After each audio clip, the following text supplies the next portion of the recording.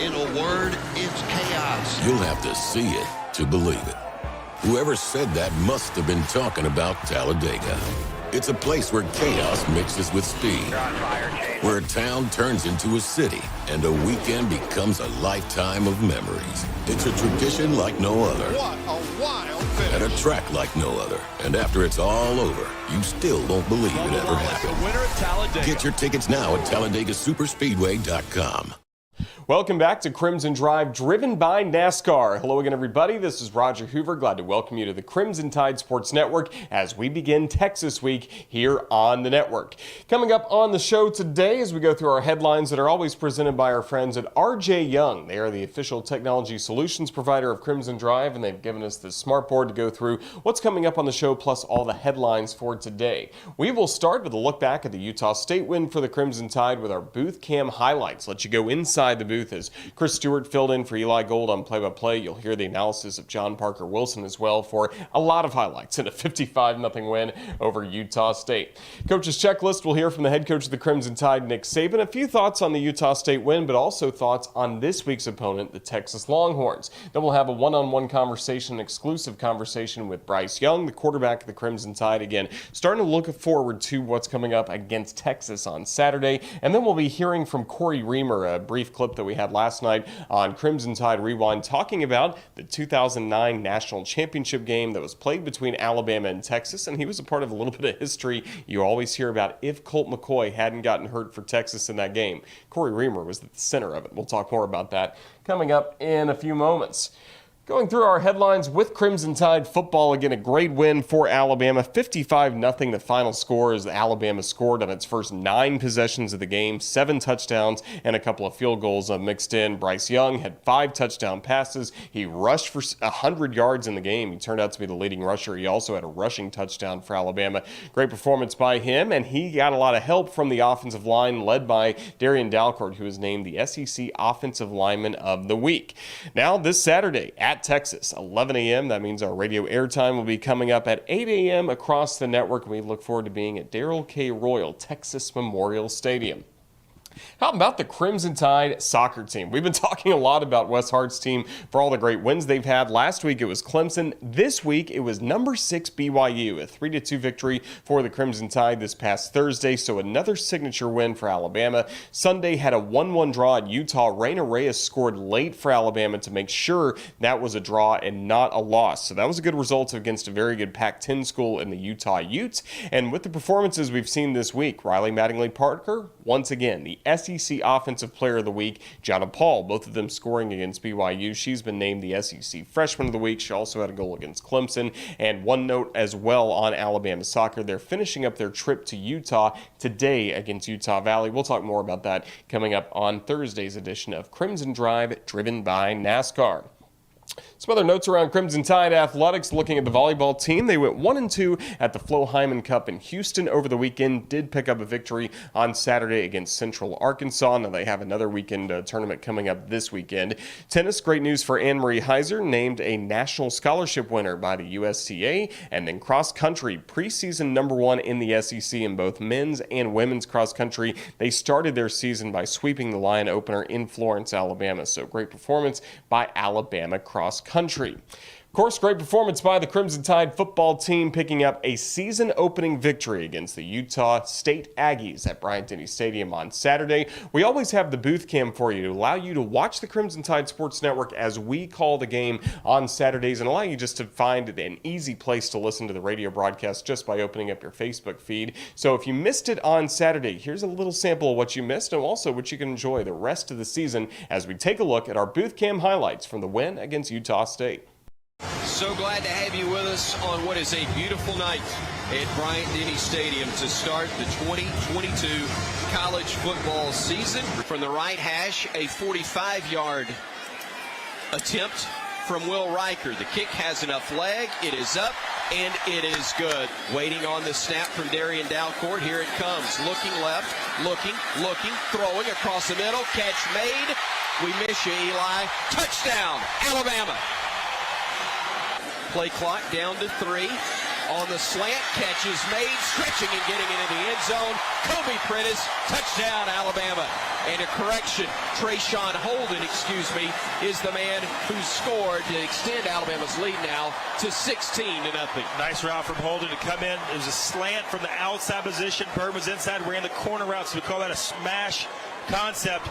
But it looked to me like Bryce Young called that play. He signaled out to the wide receivers, gave them a little signal, looked at them again just to make sure they had it executed perfectly for the touchdown.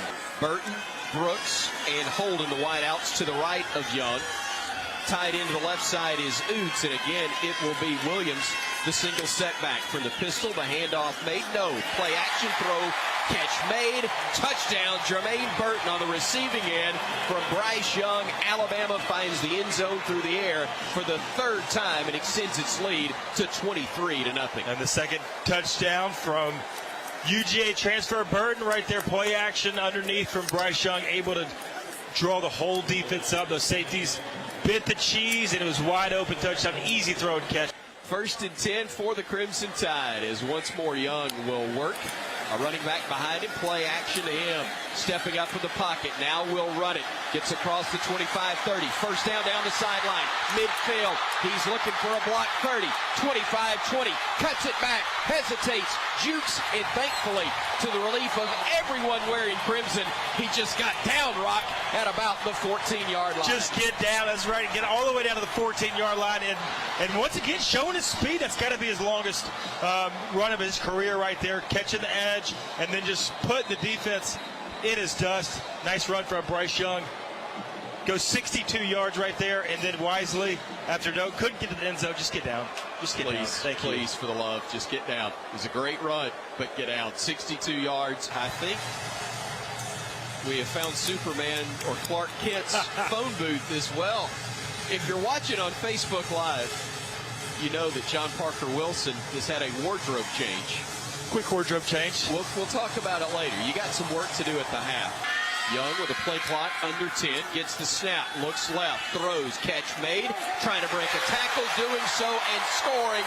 Trayshawn Holden, touchdown Alabama, 14 yards on the play, and the Crimson Tide extends its lead. His second touchdown grab of the night, but can't draw it up much better than that one right there. Cover zero blitz again from Utah State, so they're bringing the house. Everybody's man-to-man coverage. Trayshawn Holden's patient, runs his out route about 5 yards and then breaks the tackle for the score. Doesn't get any better than that right there for offense. It's beating the blitz and scoring a touchdown. Young waiting, gets the snap now. Rolling to his right, dumping it off, catch made, touchdown scored. Chase McClellan, touchdown Alabama. 15 seconds to go in the half, and the Tide makes it a 40-0 lead over the Aggies. From the pistol formation, Young with wideouts to his left and to his right. Gibbs moving to the right side. They'll look that direction. He'll run, though, will Bryce Young. 5, 4, 3, 2, 1, and it took about that long because he walked into the end zone. Touchdown, Alabama, with 13:37 to play. The Tide now a 47-0 lead, and finally a Dunkin' Donuts rushing touchdown. After 5 touchdown passes for Bryce Young in the first half, hey, let's go ahead and put a rusher one on the board. Waltz is in. I mean, he probably could have come to just a steady walk, but he kept the little jog going in the end zone, wide open for the touchdown. Nice drive from Alabama. Gibbs on the long run, then Bryce finishes it up. All the fun that we had on the Royal Furniture Booth Cam on Saturday as Alabama picked up the win against Utah State, and we had a lot of moving parts there. John Parker Wilson had to go down the field. That's why he had the wardrobe change that you saw. At one point, I was down the field filling in as our sideline reporter for the broadcast. It was a different night. Of course, Chris Stewart filling in for Eli Gold had the tip of the cap to Eli with the first Crimson Tide touchdown of the year, and that was certainly good to see. So coming up this Saturday, just one programming note, we will have once again Chris Stewart filling in for Eli Goldham. Play-by-play, John Parker Wilson will be in the booth all game long as our analyst. I'll also be in the booth filling in as the host throughout the game as well. And then we will have Cory Reamer, who will join us a little bit later in the show, talking from Crimson Tide Rewind last night. He'll be our sideline reporter this week down in Texas. So we're really looking forward to have Cory join the team. He's been with us on some pre- and post-game stuff before, but now he gets to be part of our game broadcast as well as he fills in as our sideline reporter for this week. So those are just a few programming notes for the Crimson Tide Sports Network staff, and we will have the booth cam up and running once again from Austin, Texas, coming up this Saturday early in the morning. Won't have it quite at 8 a.m. maybe when we start our coverage, but we will have it for sure before our 11 o'clock kickoff between Texas and Alabama. Our minds really focused on the Texas Longhorns and what's coming up this week, and the same could be said for Alabama head coach Nick Saban. Yesterday, he did meet with the media at his weekly press conference, and he talked first about the win against Utah State, then starts to look forward to the Longhorns. Well, in reviewing the game, I think we showed, elements of Alabama football in terms of how physical we were, the toughness we played with, the intensity that we had. And for the most part, the discipline to execute was pretty good, especially early in the game. I think we need to get more players to, be able to go and do those things in game situations and play winning football. But, the key is the measure of a team is what is your growth between, week 1 and week 2. Even though you had a pretty good start, can you build on that and make progress for the future? Because we're going to, need to do that playing against a really good opponent this week. Texas has, Sark's done a really good job there, very good offensive coach. They've got a great system and scheme on offense. They've got some really good players on offense. B. Robinson is an outstanding running back. Worthy is a great receiver. Ewers is a very good quarterback, great arm, very talented guy. They've got 7 starters back on defense. Played much better last week on defense than, maybe some of the times last year when, people scored points on them. So this is a very improved, defensive team to me. They do a really good job on special teams, play, with great effort, blocked a punt last week, and make plays. And Worthy's been a really good punt returner. He's having 15 yards or something a punt return. So they've got a lot of good players. They've got really good schemes, and it's going to be a very challenging game for us. Well, it's the same that we've always done. I mean, we try to go on silent sometimes. We try to go on a clap sometimes. Can't really use a cadence in those kind of situations. So that's what you practice. We usually have some noise practices when we're playing on the road, which we will at some point in time this week, later in the week. But it's always a challenge, especially on offense. So, for defensive players, maybe not as much, but sometimes for defensive players it's tougher at home because the crowd's yelling when the other team has the ball. So, but this is a very challenging thing that we've always had to work on hard in the past, and we'll continue to do it this week. Crimson Drive is driven by NASCAR. Don't be the only one to miss out on the NASCAR Cup Series playoffs at Talladega Superspeedway. Witness the return of racing to Talladega on October 2nd and be a part of the best atmosphere in sports. Tickets are on sale now at TalladegaSuperspeedway.com. Secure your tickets today. If you can't make it to the race, you can always tune in on NBC at 1 p.m. Central on October 2nd. Crimson Drive, driven by NASCAR. And as we continue on the show today, once again, we're always privileged to be joined by members of this Alabama football team. And once again this week, we're going to be visiting with quarterback Bryce Young and linebacker Will Anderson Jr. We had some great one-on-one conversations with them last week, preparing for the season opener. And once again, they're back with us on Crimson Drive, driven by NASCAR. On Thursday, we'll be hearing from Will Anderson Jr., but today we will have quarterback Bryce Young discussing the win against Utah State and what's next with Texas. First of all, Bryce, Roll Tide, how'd it feel to be back inside Bryant-Denny Stadium this past Saturday? I felt amazing. Just the energy that the crowd brought, being able to step out on the field, my team, it was surreal. So it felt amazing. When you watch the film, what are you most proud of from your performance against Utah State? I think just I think how well people kind of stepped up. again, there's a lot of new faces out there, a lot of people that were playing, are into new roles now, and just how well everyone was, how prepared everyone was for the moment, how ready everyone was to take advantage of the game plan, take advantage of the opportunity. So I think just seeing everyone and watching some new faces make a lot of plays and be successful, I think that was my favorite part.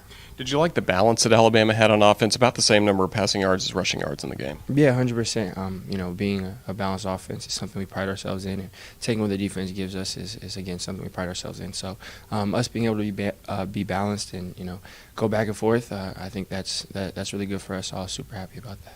Of course, Alabama fans love 5 touchdown passes. They also like the quarterback with a touchdown run, a 63-yard scramble as well. How'd you feel running the football?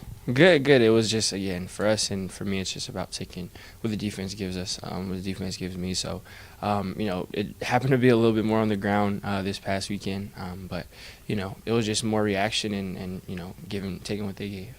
Texas is led by head coach Steve Sarkisian. How did you enjoy getting to know him during the recruiting process and then when you played here in 2020 while he was the OC? Yeah, Sark was my main recruiter, and then being able to play under him, I learned a lot. Super smart coach, knows obviously a lot about the game, taught me a lot while I was here. I was super happy that I was able to be coached by him to learn a lot that I did with him being here. So I have a ton of respect for Coach Sark. With the studying you've done on Texas's defense, what stands out to you about the Longhorns? I think just how well they operate as a unit. You can tell that they're very well coached. They're all on the same page. They communicate really well. They have a lot of different variety and checks, and with all that, they kind of get through that very well. Stuff like that is hard to maneuver through, but they're very well polished. Really good athletically. So it's going to be a big challenge for us. So we're just trying to prepare. Bryce, thank you for joining us. Roll Tide. Thank you for having us. With the Talladega Garage Experience, you can get up close and personal to just about everything Talladega has to offer. Heck, any more access, and you'd be a driver. Book your Talladega Garage Experience at TalladegaSuperspeedway.com. Again, thanks to Bryce Young for joining us. We will be joined on Thursday's edition of Crimson Drive, driven by NASCAR, by linebacker Will Anderson Jr. as we keep getting ready for Alabama against Texas this Saturday. It'll be the first meeting since, of course, Alabama's only win in this series between the schools. You have to go back to the 2009 BCS National Championship game played at the Rose Bowl in early 2010 in January, and that night it was a Crimson Tide victory, of course, for Alabama's first national championship in the Nick Saban era. And last night on Crimson Tide Rewind, of course, we were joined as always by Cory Reamer, who is a linebacker on that team, and as you'll hear about in just a moment, remembers that Texas game very fondly. Let's see how much our fans know Crimson Tide football history with Alabama against Texas. It was, of course, a big hit that was delivered by Marcel Darius that knocked Colt McCoy out of the BCS National Championship game for the 09 season played in January 2010. But there was somebody else who assisted that tackle. Just who could that have been? Yeah, I want to know who the statistician was that gave me an assist on that one, because if you watch the replay, I'm getting folded up by a pulling guard. But I might have gotten a hand on a shoelace or something, so I'll take the credit with it, all that we can get. But and actually, the guy that was the pulling guard on that play played when I was trying out for the Jets, was actually a free agent with the Jets as well. And so we talked about that play a pretty good bit. I don't know how many times we're going to hear between now and Saturday, if Colt McCoy wouldn't have gotten hurt, if that would have changed the out. Yeah, I don't think so. Well, how did things change once he did go out? Because Texas was moving on that first drive. Yeah, they were. And, the thing that I always tell people when they say that to us is, we gave Texas some great opportunities. We gave them the ball in our territory twice with the failed fake punt that we ran, and we had a kickoff, I think, that we fumbled and they picked it up. So they had the ball with really good field position twice, that when Colt McCoy was still in the ball game, I think settled for field goals both times. So I always point to that as, you could have put him in a better position to start that game to score points, and they came out with field goals. I don't think it would have changed very much, but after that, then we had been game planning for, mostly with Colt McCoy as a quarterback, we're running a regular defense, regular 3-4. They ran the ball a lot, used a lot of pro-style formations, not spreading the ball out very much.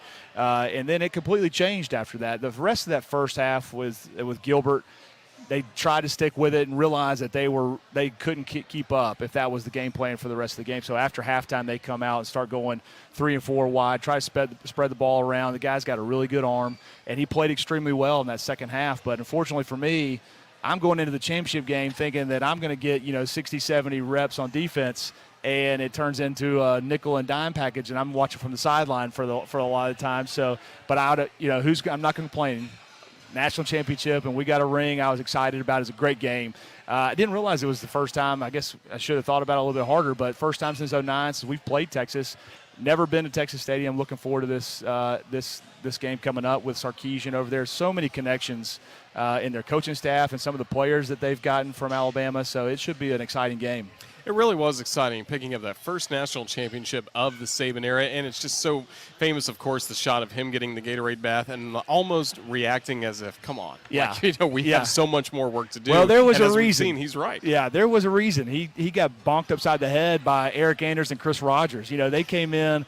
I think they got a little too excited with the Gatorade tub, and I think they hit him in the back of the head with the tub. So he would probably have worn that Gatorade bath a little bit more proudly if he probably wasn't concussed. But it was an exciting game. I just remember at halftime, we came out and really were throttling him in the first half, and there was a lot of too much celebration going on at halftime. And he came in and settled everybody down and said, this thing's not over. And it wasn't. They came storming back and really got competitive in that ball game. And Texas was a good team. They had a lot of guys that got drafted. And Texas's program after that game really has kind of slid downhill. But with the new coaching staff, they're recruiting extremely well. They're turning that program around. Sarkisian was great for us, great play caller. He's proved himself that he's a great head coach. He's doing a lot of good things over there. So it's a different Texas program than what we've seen over the last 2 years. Crimson Tide 1-0, now gearing up for this Week 2 challenge, going on the road, playing Texas. We know Texas won big last time out against ULM in their season opener in Austin, and Steve Sarkisian knows the Crimson Tide, but as Coach Saban said today at his press conference, we know him too. We know Texas as well. Yeah, there's a lot of coaches that are on their staff that came from Tuscaloosa, but we know exactly what they do too. We know their system. We know how they like to operate, just as much as they know us. And Coach Saban talks about every single week. It's really not about whatever the other teams are doing. It's a matter of us going out and executing. So even if they know we can hand them the script, and Coach Saban would still expect us to go out there and win ball games because his expectation is for us to go out and not make mistakes. We're executing better than the other team. We're going to win ball games no matter what. That's never going to change. That's how he's been since the day he got to Tuscaloosa, and how it always will be. And like he said, every time we play somebody week in and week out, it seems like there's somebody on the staff of who we're playing against that has an Alabama tie. So this is nothing new. We're not going to change anything. We're not going to try to go in there and get cute and hide, formations or whatever. It's just going to go in and make sure that we execute as well as we possibly can. So, we're excited about this Saturday. It's a big game. It feels like football season's finally here. This is huge for us to get started this week and get a good win against Utah State. Now it's on to Texas, and then we'll be gearing up for some really, really tough SEC opponents. You saw 13-1, I think, of the SEC was over the weekend. So we've got some tough matchups coming down. Of course, you played against Texas in a national championship game. Does it still blow your mind knowing that they're going to be joining the SEC shortly? Yeah, it's hard to figure out. You saw the playoff, like we talked about on Saturday in the postgame or the pregame. This new 12-team playoff schedule. It's going to be interesting to see how all of it works out, because these major conferences that are adding teams, adding Texas and Oklahoma. How's it going to work out? What are these divisions going to look like? There's a lot more questions than answers at this point. And now they throw in this new wrinkle that there's a 12-team playoff. They got some work to do on their side, but it's going to be weird seeing Texas in the SEC. But football's just changing. A lot of it is changing, and you got to give credit to Coach Saban. He's one of the best at adapting to whatever comes his way. He's not, singular in thinking that this is the way we've done it. This is the way we're always going to do it. He's always open to change and figuring out the best way for us to be successful. I don't expect anything different from him when we add these new teams. Cory Reamer, our Crimson Tide Legend of the Week, sharing some memories from Alabama's win against Texas in the national championship game for the 2009 season. And, of course, that clip was from Crimson Tide Rewind, which last night debuted at Baumhauer's Victory Grill in Vestavia Hills. We'll have Baumhauer's, of course, be the host of Hey Coach and the Nick Saban Show coming up on Thursday, as we'll hear about in just a moment, because it is time for our Wickles Weekend Update, brought to you by Wickles Pickles. They are wickedly delicious. Find out more at wickles.com. Taking a look at what's coming up across the network over the next few days, we will be very busy, but that certainly is a good thing at this time of the year. Starting on Thursday, we'll be back with another edition of this show, Crimson Drive, driven by NASCAR at 2 o'clock.